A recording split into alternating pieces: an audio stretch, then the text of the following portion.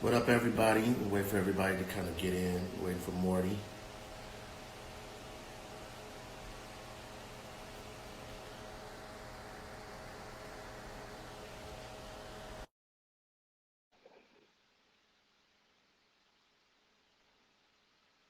Mort, you there? There you go. Hey, Morty. What's up, man? Shit, can't call it, bro. Got What's up, still made. with you? I'm good, man. I'm good, dude. It's 9 o'clock here. I actually am on the East Coast, so it's 9 here. I know. Yeah, like we're still early here. Let's let Sun's, everybody get on.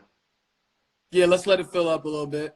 Yep, before we get started. This is a good one today. Yeah, yeah, it's much needed. I think it's like obviously at the forefront of now everybody's talking independent. You know, you see these companies popping up, but there's Big a block. I see you. what's up, Block?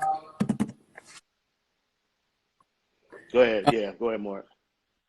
No, I was just saying, yeah, I'm excited. I think we got this hour, but it might turn into two parts, so we'll I see. think this potentially could turn into two parts because I'm interested in I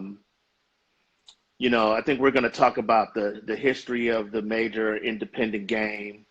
Yep. But then I'm also interested in hearing, I mean, I know it because I deal with it on a day-to-day basis, but interested in knowing kind of the new generation's perspective on on uh, on the independent game because I think for them there's a lot of misnomers in it that I could be the potential to correct so Yes. that we understand from the history of the independent versus major game how they work together and how they don't work together and that sort of thing. So Yes, sir. we're gonna let everybody catch in a little bit Yeah, more. I'm popping up. What's up, Al? Um, Gene. Yeah, man. Everybody, thank you for continuing to tune in. We gonna do this weekly. It's gonna evolve into a lot of bigger things and building this platform here now. I was like, yo, where's that noise? But that was Oh, you. that was me. Yeah.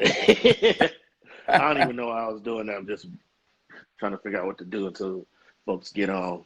This is the new way. This is the way, man. This is the way of the future. Everybody, I see a lot of panels.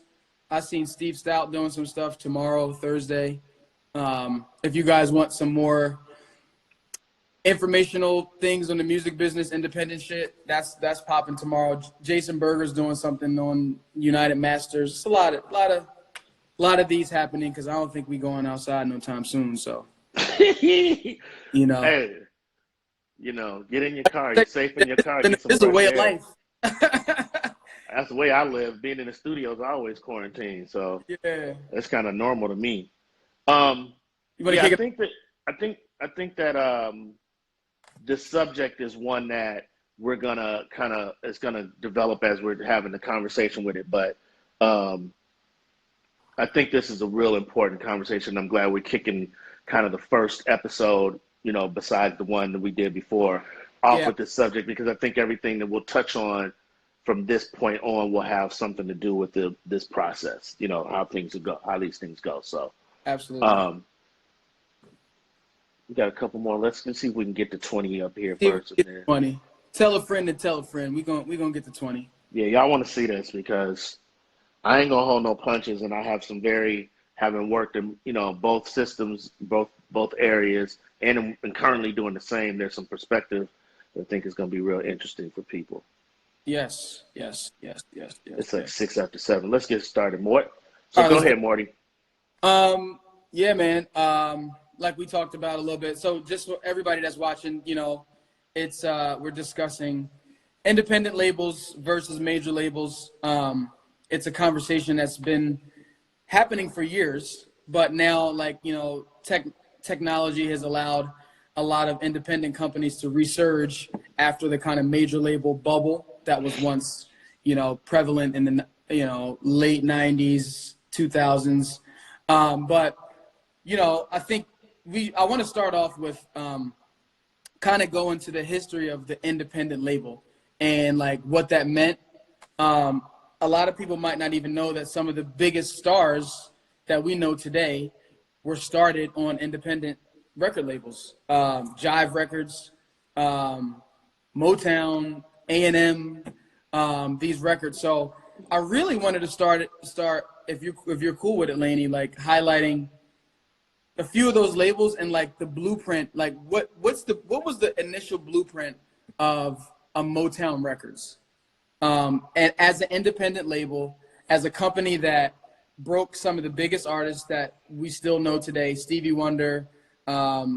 They had an in-house production team, in-house songwriters. Right. And I think it's important to start there because, you know, Motown was the epicenter of pop music, what people call pop music, but, you know, it was doing it in that way. And then also the thought process that Berry Gordy applied from kind of being in that Detroit, you know, Motor City kind of mentality to talent and what that was. So let's start with that blueprint of, we're at 20 people now, that's perfect, of what was the blueprint of a company like Motown that broke big artists but was an independent label?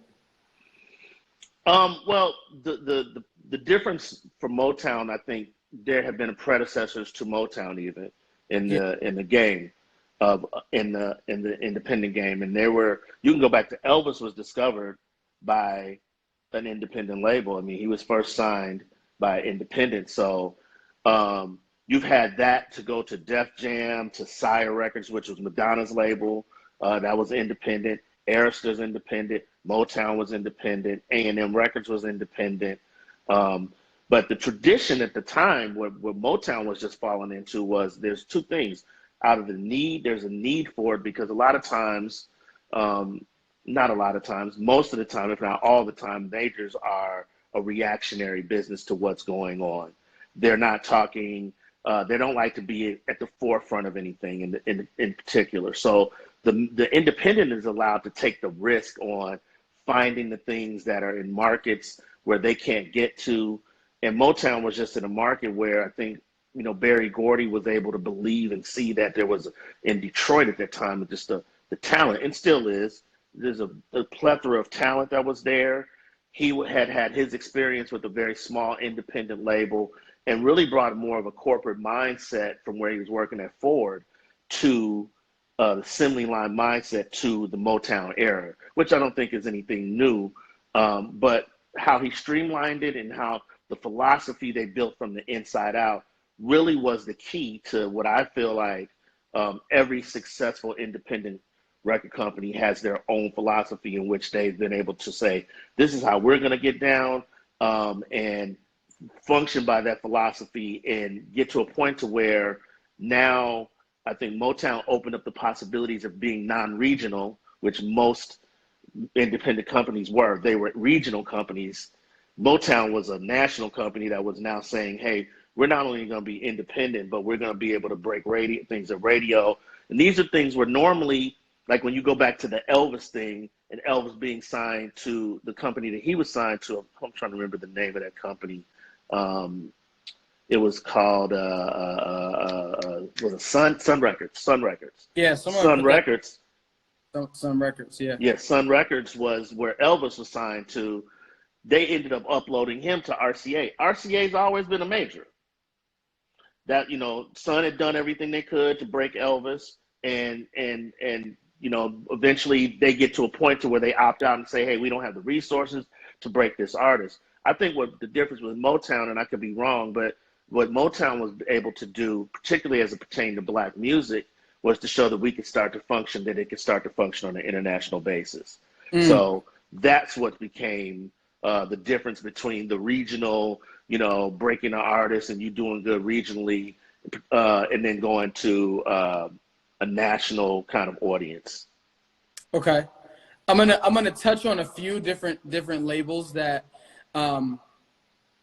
kind of produce some of these stars, and then I kind of want to figure out like what's the common thread between why these independents were so successful, like a Jive Records. And Okay. For those who don't know, like, you know, Jive was early Britney and you know, fucking NSYNC, like Backstreet Boys. But that was the tipping point for Jive. That was a tipping point. They had been out there for a long time. What was the early Jive shit? Well, the early Jive stuff was, I think Will Smith. Oh, What's that's Up, right. Jive? That's right. I think it goes back to Too Short.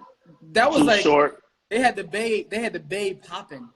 Absolutely, the Bay Area was popping. But even before that, like they were trying to get into hip hop, and when I was in Chicago, they came to Chicago looking to get into house music really heavily too. So I think that they were really they got into the game out of a necessity. And I don't know if a lot of people knew this, but I know that Clyde Calder and the producer Mutt Lange, they had been trying to get him a publishing deal. Couldn't get him signed, who ended up being one of the biggest producers of all time. Mutt went on to do Shania Twain. I think they were actually married. And they built the company because they couldn't, for the same reason, kind of like Jay-Z and them did. Like, nobody was fucking with them. Nobody was like, oh, I fuck with, you got this, this genius going on. They didn't want to get involved. So what ultimately ended up happening is they ended up building things and getting into other things. They signed Teddy Riley. They had the publishing. They had the studios. They had the, I think at one point, maybe the same very similar formula to Motown, where everything was in-house. Even when you did a Britney record, you went to their studios, you went to their place to do the records so they could control the cost. So that when the records won, there was money to be made.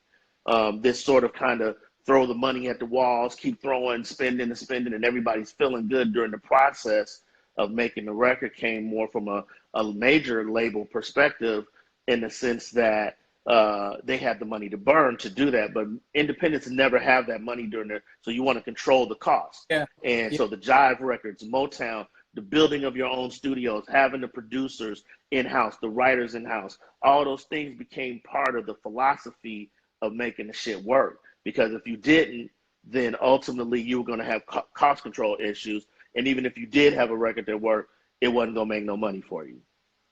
You'd be still in the red. So, like, okay, now let me ask you this. Yeah. For those, because I know there's a lot of people who want to take that blueprint and become successful. What are some of the mechanisms within independent labels that allow for them to become successful? Not only like, breaking acts and stars, but, profiting, making money. Like you said, like I think using the Jay-Z, Rockefeller, that mentality, but that mentality existed all the way through. So what's some of the common things that you think are needed to exist to have a successful independent record label, a record company? I think there are a lot of things. I think that it's not as I think it's glamorous in the beginning, but I think that it's hard work building an artist. Breaking an artist is one of the hardest things you can do. So you're like you could be sitting there and everybody starts to think recording process and getting in the studio and all that.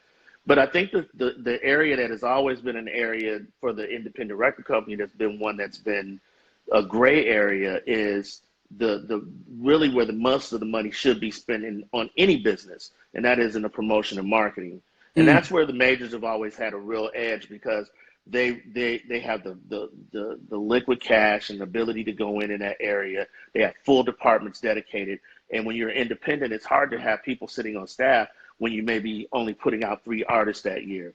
And they're sitting there, working on and what they're sitting there waiting while y'all working on a record.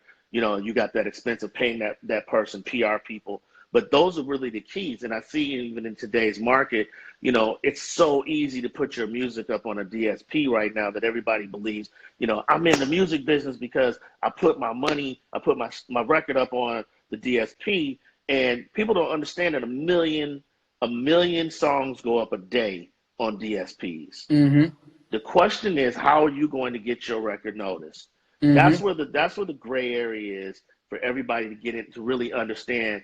This is the conversation that we really have to have about the connection between the independent independent labels, and then independent and major record companies, because it's always been a ground for the majors to come in and let the independents kind of set it up. Going back to, you could say Sting was on an independent, Janet Jackson was on an independent.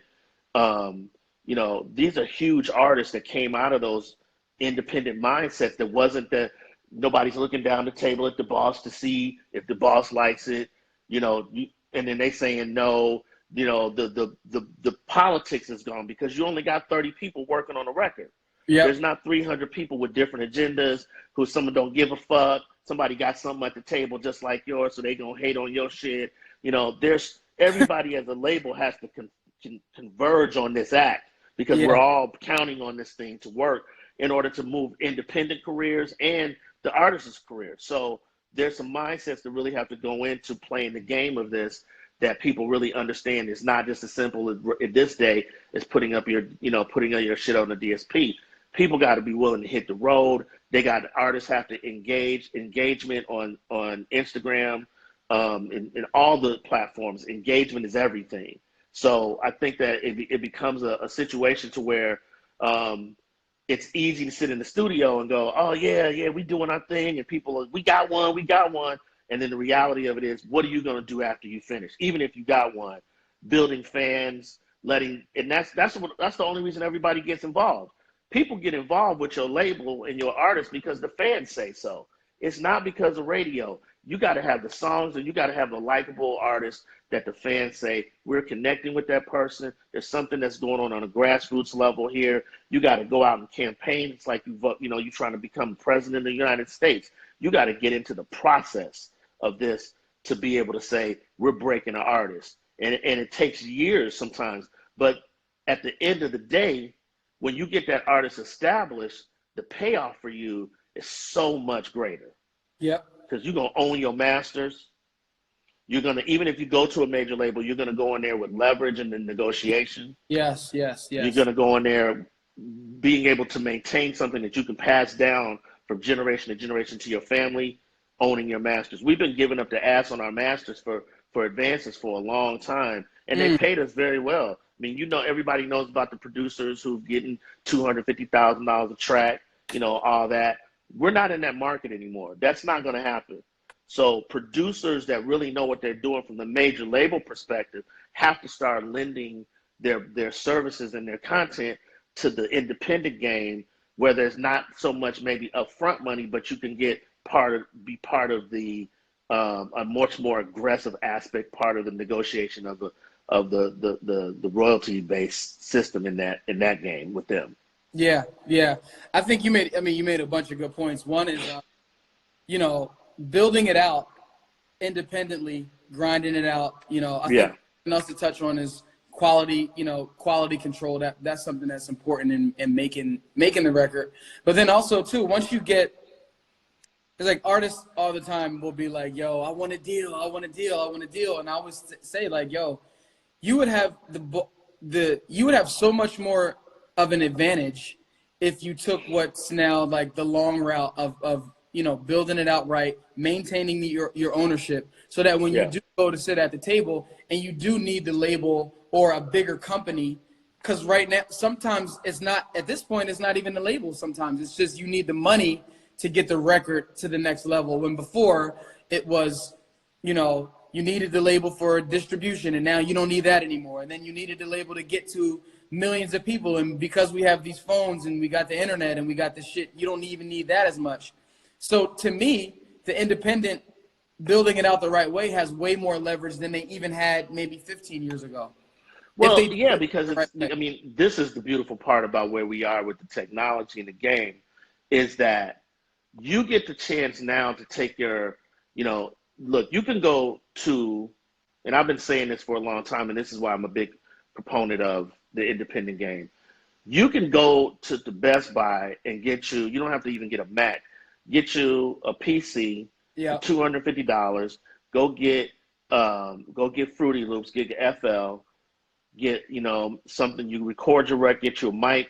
You can get into the game for a few $1,000s right now, right? Yep. And be an artist. Your boy could be a videographer. He got the same computer set up. He didn't put a couple $1,000s into his system. You got your girl who was out here who is a tastemaker, who people listen to, when they say check this record out. Everybody knows, every last one of us knows somebody that goes, yo, you got to fuck with this record. This record is crazy. Those are the people that you want to get in the marketing scheme. The first 12.5% of the people, get them in to where they're the ones that's telling everybody about the record. This is a slow burn. Nobody knows about a record, you know, when it's in that first area. It's just the people who are really into being the first at everything. And there's people whose whole job in life just to be the first ones on. They want to be the first ones with the iPhone 15 when it come out. They gonna stand in line, you know, sleep over. They want the tickets for the front row of the artist. They're people who are highly, highly engaged in the process. So, you know, when you have that sort of person, those are the people who I'm looking to get engaged on a record first. And if they tell you the record is whack, your record is whack. Period. Your movie is whack. They the ones going to the movie at 12 midnight on a Thursday, even though it's technically still Thursday, you know, it's technically Friday. And they're going to get on here and they're going to tell everybody that the movie ain't shit Friday morning. The movie's dead. You know, the record's dead. And what you have in this, where in the past there wasn't this ability to do so, was to pivot very quickly to the next thought. You want to be able to pivot to that next thought very quickly to go, this record is not reacting. Bam, I'm on to something else. So what the generation gets is that flooding of the market with the records is one of the best things that you have, because before you would have to go, oh, this record ain't working, send it to the manufacturer. They got to print a new. Now tomorrow's go, yo, we put that shit up this weekend. That shit is not popping. And we are now moving to the second thought, because the fans will just tell you what it is. And that connection to the fans, that artist connection to the fans is everything. That the ability to sit down and engage with their fans and the artist knowing what's going on with their business is everything. Before, the artist is kind of, you know, particularly in the 90s and in the 2000s, the artists were getting advanced. And if you look at the 90s, even Black artists weren't even touring that much because the video game was so huge. You know, that they would just sit back and make $1 million video and everybody would sit at the crib watching the videos, and they would do, you know, 6-month tour, where rock bands on the flip side of that would hit the road and stay out there for 2-3 years. And that's where your money is really being made. It's always been made in that area. So people have to recognize this is a holistic game now. This is not, I just sit at the crib and make records and I got myself up on the DSPs, because the labels are going, when you finally find those fans, the labels are going to find you. You don't have to call them. They looking at the numbers just like yesterday. I called you, hey, check the numbers on the da-da-da-da. And you were like, oh, boom, boom, boom, boom, boom. Like, y'all are watching, everybody's watching the numbers. So if you got something going, you gotta know, and they will know, and then the calls start coming. But you got to be in the mindset of winning and getting that to the point to where people are paying attention. So I got a question. Sure. What's your thought process on like the singles, like, because a lot of companies, and I know that was a method, a Motown method, was singles market, you know, put a single out, because I think what's coming full circle now is a lot of artists are trying to find the balance between oversaturation and consistency and continuing to release music, like dropping a record, see what catches. What's your thought on just the method of releasing music as an independent? Because the great thing about independent labels versus majors is you do have the creative control to release records kind of on your own time. So how do you balance that without oversaturating? Well, I think it's a misnomer, because I hear people always going, I'm working on my album, and I'm going, for what? Don't nobody know you out. Like, you ain't got one thing in the marketplace and you working on an album and you ready to go, ta-da, I'm out. Now, that's a loaded question at the same time, because culturally, for us in Black music, the album and the EP is everything. We really want to know what the fuck that artist is thinking. And even with hip hop, you say the same about rap right now? I believe it in hip hop. I definitely believe it as a culture of Black music. We want to know what the second thought is. Pop music has always been about the single and the follow-up. Not to say that people don't care about the album as much, but if you look at historically the pop artist per se. Yeah. There's a lot more one-hit wonders in that world than there is in the R&B rap world. Very true. Generally, Very true. I mean, and that's not to say that there's not been great albums made out of that space, out of the pop space, but for the EP has always been something that's been part of our community. That's nothing new. Making 6 songs, if you go back to the 70s, black artists used to make 2 albums a year, basically 2 EPs a year. The Isley Brothers would come out and you would get a ballad off of that joint that was dope. And then the second half of the year, you got another 6. People don't recognize, and they had maybe 5 or 4, maybe 2 records that came off of each one of those situations that was dope. But nobody really listened to but we were listening to it. So there's records that are in the community that we listen to that we would go, yo, they got some joints on there because culturally they fit with what was going on in our community. Yeah, yeah. And so there was something being said that was to us as a community that was beyond the single. Got it. So it's a loaded question. I don't believe that you should put an EP out until you got I think until you start to find the rhythm creatively and marketing wise and promotion wise of who your identity of you are as an artist, as a company, to be able to then say, this is what's working for us, and then give the people what they're looking for. Then the people are going to want to know your next thought. If there's no fans there to ask you what your next thought is, there's really no point. Yep. You keep fishing. You just keep throwing your bait out there until you figure out what the fish are biting on. And you go with that process, and then you take it from there. So then now, okay, like, there's a lot of advantages in doing that. But when is the moment where it is right to, as an artist, because there's a few layers of the record labels versus independents, but from an artist standpoint or breaking an artist standpoint, when is it you look at a LaFace? Yes. Right. Mm-hmm. And you have fucking huge artists. Well, yes. What felt huge to me, Usher, mm-hmm. and fucking Tony Braxton, and these. When is the need to either go upload to a major label? Is there a real need? Like, for instance, let's just use that as an example. Good question. Was there a need besides taking money out of the picture, which I guess is hard to say, but you take money out of the picture in terms of like cultural impact, and then like what was happening with those artists, some of the biggest artists, Outkast, some of the biggest artists, Pink, right? Right. What is the need? What's the thought process behind a record executive producer to say, you know what, it's time. Let's go here. Well, the birth of LaFace is kind of a little different because there wasn't a grassroots built company. It was a deal that was made that based off of Kenny and LA's success as producers that were, brought them to Arista to create it. So, which was a fugazi to me, because what ultimately was what we were getting at that time is what, production deals, label deals that gave us imprints to put our logo on it, but ownership. At the end of the day, the pure ownership wasn't really ours. When Kenny and LA got ready to leave those companies, those assets, they were bought out of the deal and it uploaded and stayed with Arista. This is why But that wasn't something that needed to happen. That was just like that. It could have happened differently, right? Well, it could have happened differently, but I think the trend at that time was, they're going to give us a bag of money to continue to do what we do for ourselves.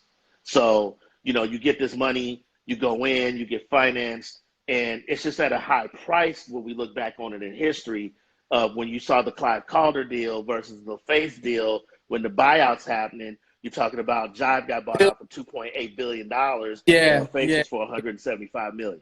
Yeah. And that's not to say you shitting on $175 million, but there was some nuances to the Jive situation. They weren't, as them being independent, the biggest key to Jive's sell was that they had independent distributing deals around the world. They weren't under one umbrella and say a worldwide deal, whatever you put through this is going to the world and it's under the structure of this deal. They went and made individual deal in different territories around the world, which allowed them to sell it off brick by brick.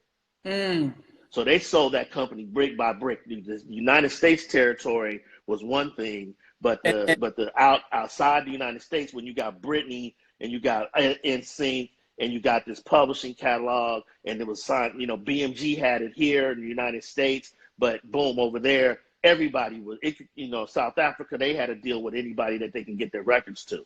And that was born out of necessity, that they stayed there and didn't give it up because they realized they were making money overseas like crazy. So when the valuation of that company went down, you had to evaluate each territory outside the United States. LaFace was a worldwide deal under the umbrella of the same master company, which was BMG, Arista, which was an independent. Now you got a sub-independent with two hot producers who are doing the same thing they were doing for MCA and every other company, brought the content level, just the deal structure was different. And it's all based off of risk management.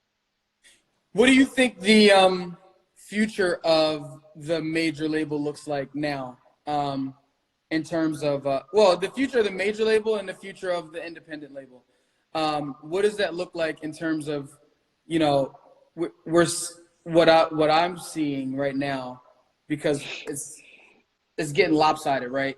Now you have these huge artists that these labels have helped or publicize them to a place where they become huge, right? And now these deals, the deals are, they're getting out of their deals. Major label artists are getting out of their deals. What does the future of the major label now look like, now that these contracts are expiring, and now that the actual artist has the fans and they can get to the consumer really without the need of the label? I mean, essentially, they're now just really serving as a bank, a bag of money. So what does the future of the major label look like? And then part two of that question is, how does the independent label sustain itself? Because you do need money to break artists worldwide, whatever the case may be. So, what do those two things mean to you?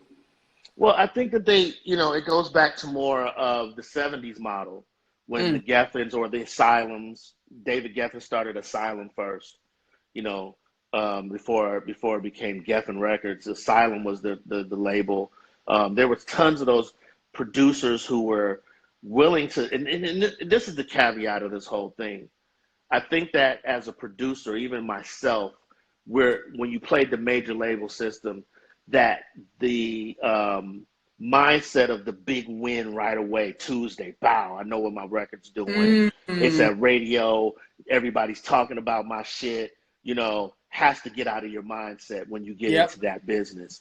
Now you're a record owner, you're a label owner, and you have to get into the slow burn business and understand that if you had Janis Joplin at that time, everybody wasn't looking for the fat blues singing, not fat, but overweight, whatever we want to PC call it today.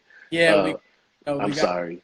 Yeah, but I mean, look, it wasn't an easy call. Those weren't easy. A blind 16-year-old kid was not an easy call to say for Berry Gordy what I'm going to do. These are the things that you can do as an independent label to get involved with special things that normally wouldn't happen. So I really see it going back to that mode to where we're going to see the special artists and should see the special artists being found out of that scenario, but getting back to a relationship with the majors that is not adversarial, but more cohesive in thought for it to work. It has to be where if they're going to give us the money and they're going to give us the marketing, we really don't need A&R. That company is not looking for A&R anymore to come in and go, yeah, no, or no. They're not looking for that company to be sitting in the big meeting and everybody sitting at the 20 table looking, 20-man table, woman table, sitting there looking for everybody to give the thumbs up on a record, because there's too much politics in that room. You got to have people who are in the room who are saying, we got to get this record or our jobs is done. This company is going to close. That's what those companies dealt with. We got to get this. But we all on the street, not I'm fired because I missed and took a chance on an artist. It allows us producers like myself to take things and get involved with it that's risky, and then add our musical thing to it to say, we see the business of being in Sade business. We see the point of being in the business with things that Al Jarreau that wouldn't normally get signed in those environments of, particularly today, where it's, can I get a home run? Every pitch you throw, all they care about is, can I get it over the fence? Yeah. And nobody's ever on base. Yeah. In the independent game, you can have a guy on, sometimes it's cool to get that base hit with the first go round. I was gonna say, like, too, the other thing, like, in terms of business, in terms of how deals are structured, in the majors versus the independents, like, those base hits, they make money, right? Like, those base hits make money, and if you didn't spend a shit ton of money to get it, record. So that's right. So I think we always talk about this, the multi-producer format and making a record. Kill the game. Kill the game. Speak to that more.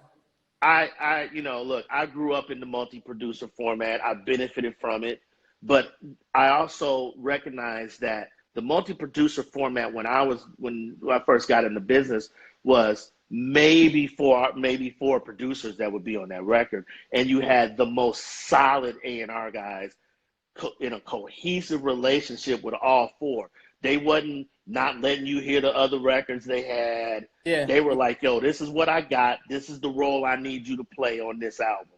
And those guys shifted. And that's why the super producer, which we're going to do a thing about the death of the super producer, became in play, because you had guys where there was a creative relationship with the A&R, particularly, let's say, with a company like MCA Records and Lil Silas, who Lil was a DJ. There was a meeting of our minds as him as being a DJ, not a lawyer, not a mutual respect for the music, but he was representing the label perspective, and he could come and we could meet somewhere in the middle and have a conversation about what was best for the records.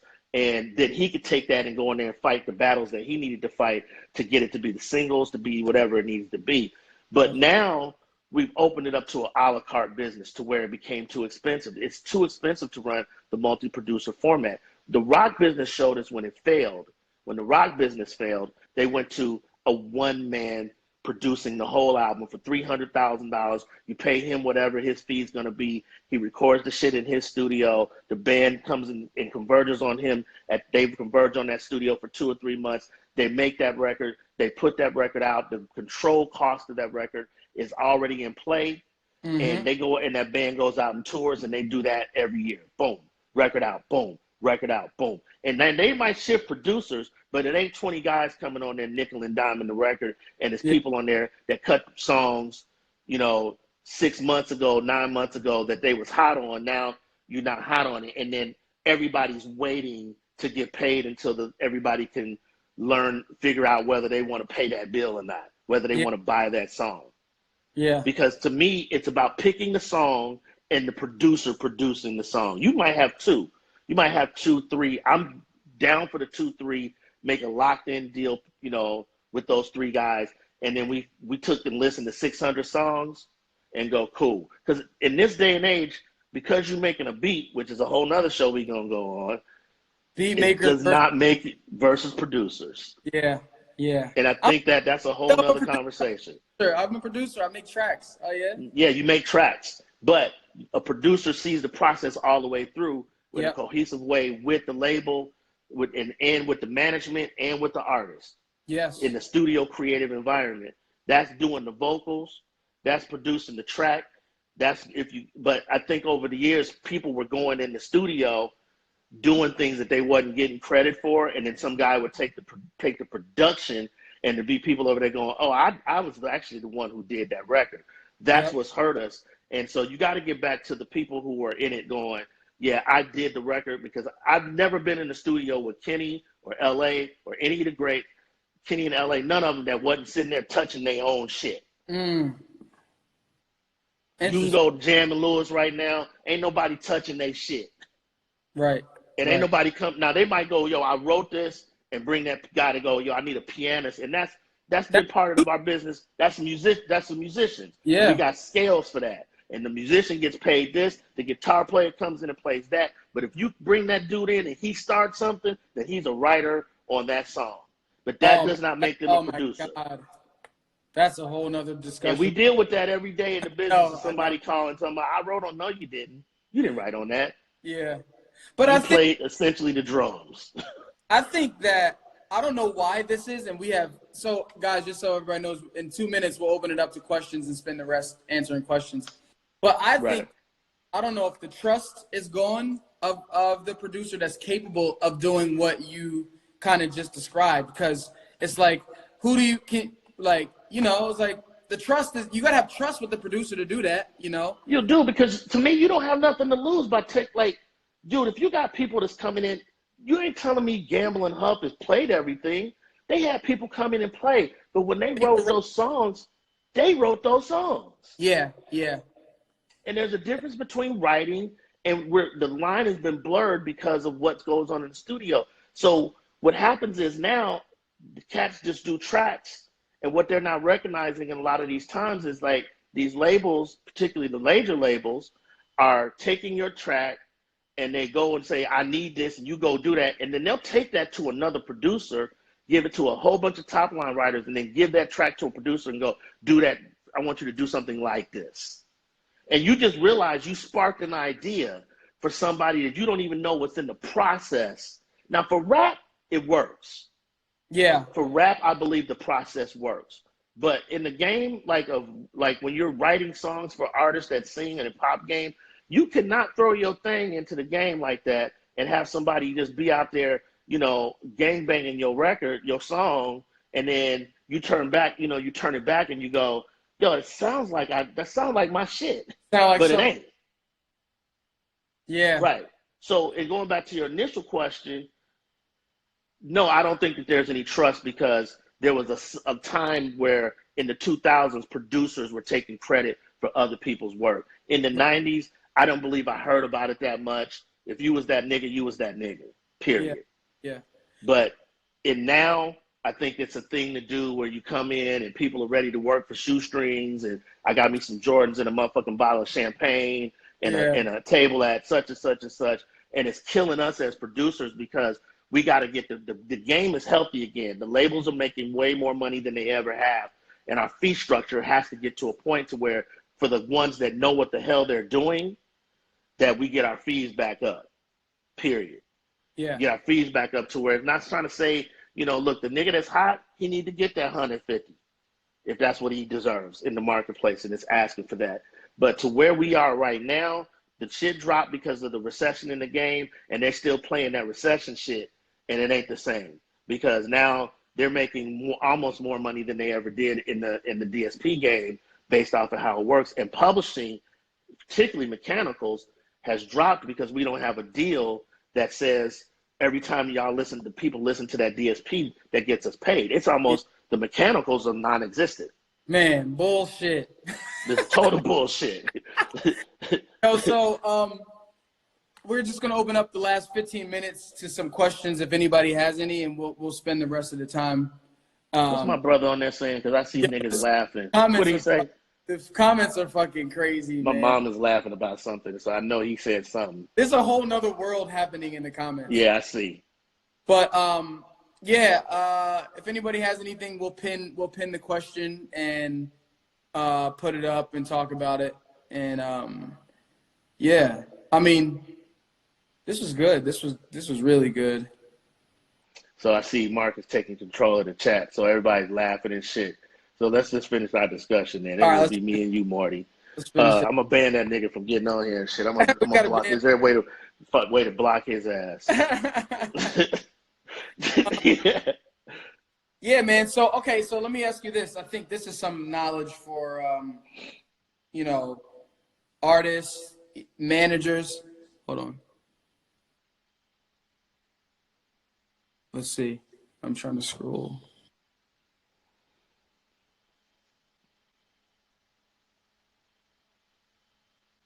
What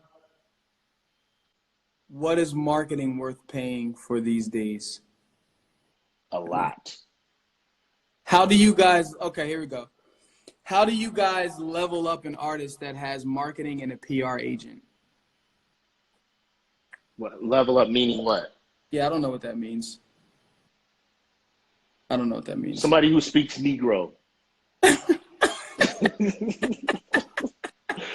uh, But nonetheless, we'll see. When something comes in that we can process, we'll answer it.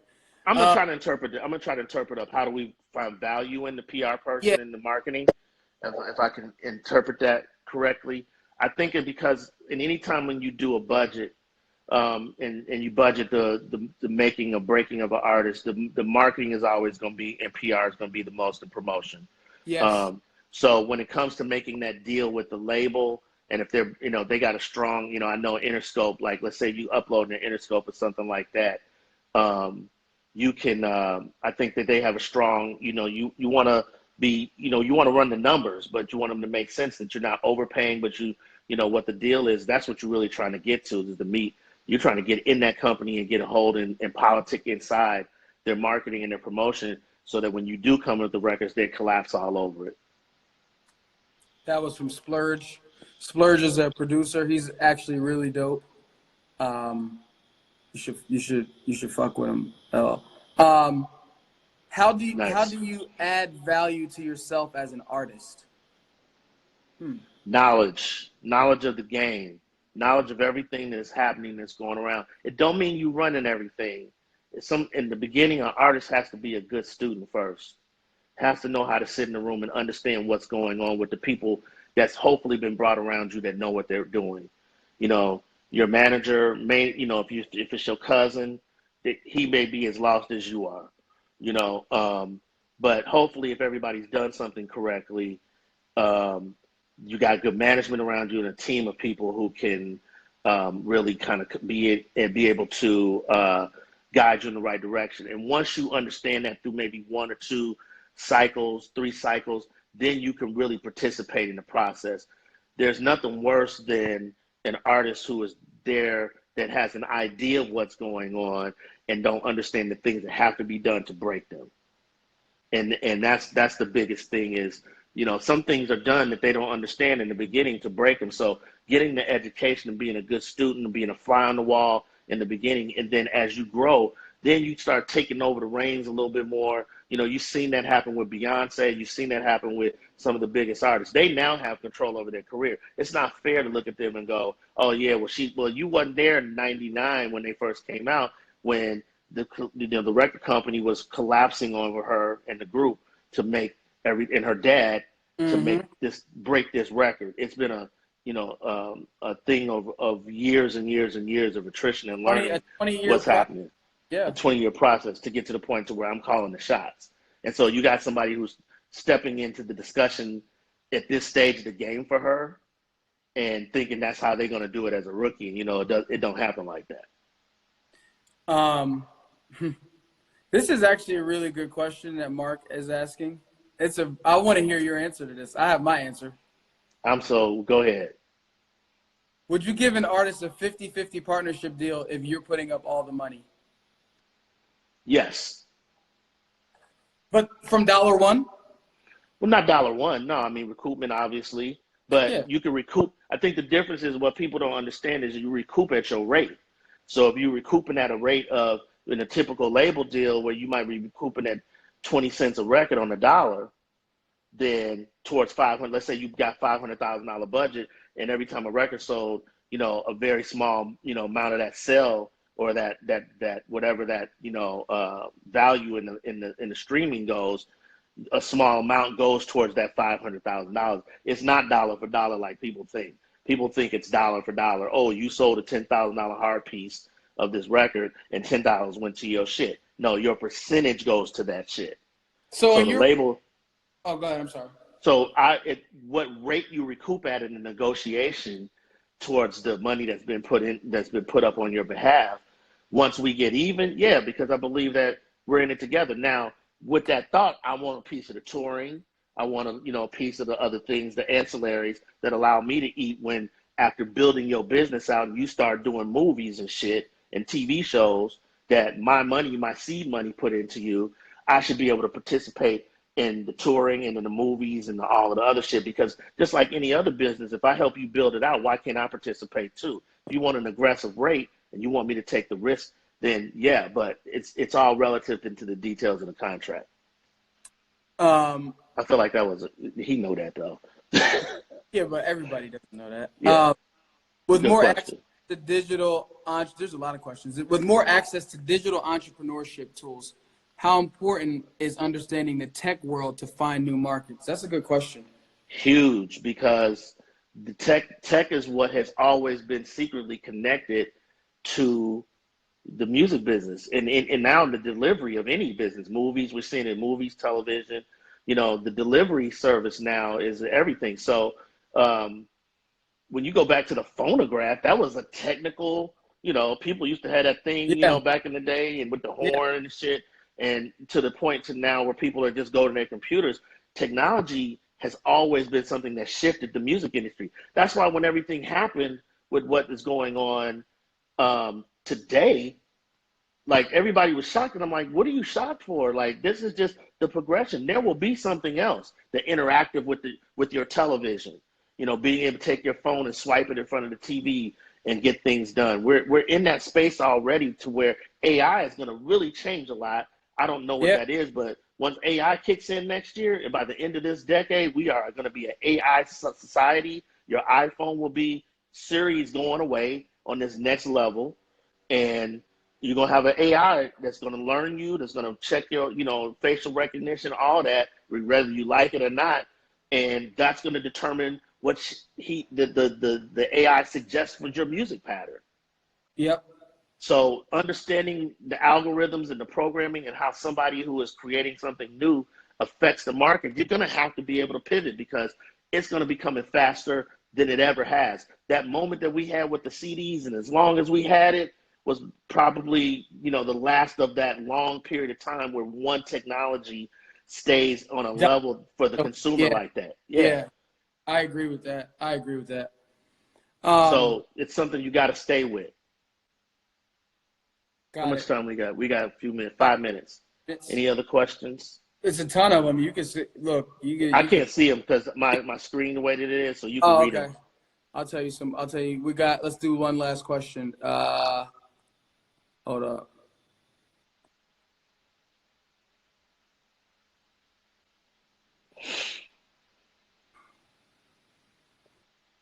Hold on. At what point does an artist need a manager, and what determines a good manager? That's a good question. I mean, I think that in the building of an artist right now, man, it's all hands on deck when you're doing that. For these kids, your boy may not have it all together, but y'all all learning together. We all learn together. Mark, myself, Judy, Trick. The game that we're able to spit is out of a lot of mistakes being made. And until you really just start doing shit, being active, make those mistakes, and do the McDonald's, the way McDonald's does. When you make a mistake, something's not working, you create a system in your company to not have that happen again. There's nothing wrong with you making mistakes. It's the correction and the philosophy that goes behind fixing it moving forward. Now, if you're gonna keep doing the same shit, year in and year out, trying to go, nah, motherfucker, what they gonna do? No, that's not gonna work. But Yeah. if in fact that you did this, it didn't work, you know, maybe it didn't work for timing was wrong, but create a system in your company or within your group to say, okay, well, we learned that as a lesson as a group. That's the managers, that's the dude that's sitting there as the engineer. Everybody is involved in this process of the independent game right now. There's nobody that's not invested. So, your sweat equity when you sitting there and you are the manager, you are the engineer, you are the studio that's giving away maybe some free studio time. Everybody involved has got sweat equity in that, and it's gonna learn. Somebody asked me this yesterday, and I actually want your opinion on this, and we can wrap up on this. Managing an artist early, right? No Yeah. track. You're managing an artist early. Should that management deal look more like a partnership deal than a commission deal? What are your thoughts on that? Because you manage an artist early on. You're helping them solve problems. You're doing a thing, and you're getting to a point where you guys will bring in revenue together. But Yeah. the time building that artist, does that justify a partnership? Is that something that you think? Yeah, I think that goes to the metric of saying, look, if you in early and you building this with me and we're building something together, I Yep. think at some point, I mean, I think you might start the situation as a typical management deal, 20% or whatever. But I think that based off of your results with that person has a lot to do with then moving them into a partnership position. I Mm-hmm. think that if that person is there with you in the trenches, y'all making it, the thing pops off, you got to bring your guys. Everybody eats. Everybody eats. You got to make sure that everybody in that situation gets to move up. Now, it might not, it might vary over certain situations, but a more aggressive percentage for that person and for those people, everybody should walk away from that victory feeling a win because everybody was there digging the ditches. Everybody was there digging, and everybody's not going to come along in that. Everybody that, there's going to be people that opt out, fuck this shit, I can't do this, oh, it's taking too long. The fifth, we call it the fifth Beatle syndrome, where that person jumps off the situation prior to it just popping off 3 feet from gold. Mm-hmm. Y'all been, and then it's been 2 years and I can't, and they pop off and you go, okay, well, you jumped off the boat. No, and you chose to swim. That's right. We already have, we're 2/3 there, but you can't see that. So you lose that leverage that you had of being part of the situation. Nobody ever knows who the fifth Beatle is. Nobody knows who that person was. They just know the four that went through the process of getting through the hard times. So that to me is just like any other business. If you was with Apple in the beginning and you had 10% shares and you jumped out for $800 to sell like that dude did to sell his Apple shares that would be worth $90 billion right now. Yep. He don't deserve $90 billion. He was stupid. Yeah. He got out too early. Yep. All right, well, that does it. We got a minute left. Next week, we'll be doing this again. We got a really interesting topic next week. Everybody, tune in. Go follow. We're going to start LSU. doing this from LSU Laney Stewart, LSU Laney Stewart University, because we're going to start doing it from that platform in a few weeks, but we'll keep it going here. But it's LSU Laney Stewart University. Yes. And I think it's an underscore between that too, but you can just look it up. It'll come up. All right, thank y'all for tuning in, and we'll see you guys next week with some more interesting. They didn't actually cut us off. Cool. All right, cool. All right, y'all. All right, Mort. Peace.